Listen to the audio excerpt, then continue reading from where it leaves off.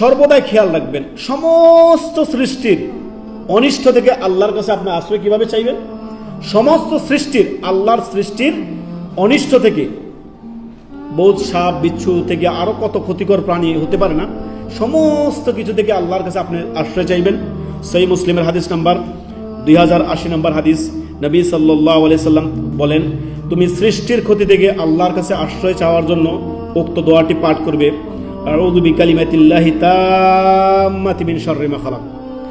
যত সৃষ্টি হতে পারে আল্লাহ, যত অনিষ্ট হতে পারে আল্লাহ, আল্লাহর জমিনে আসমানি জমিনে যত ক্ষতিকর বিষয় হতে পারে, সমস্ত সৃষ্টির থেকে, সৃষ্টির ক্ষতি থেকে আল্লাহর কাছে আপনি আশ্রয় চেয়ে পেলেন।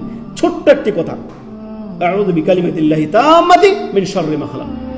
আল্লাহ, আমি আল্লাহর পরিপূর্ণ কালিমা সমূহের ওসিলায় আমি আল্লাহ আপনার নিকট আপনার সৃষ্টির ক্ষতি হতে আল্লাহ আমি আশ্রয় চাচ্ছি, আশ্রয় গ্রহণ করছি।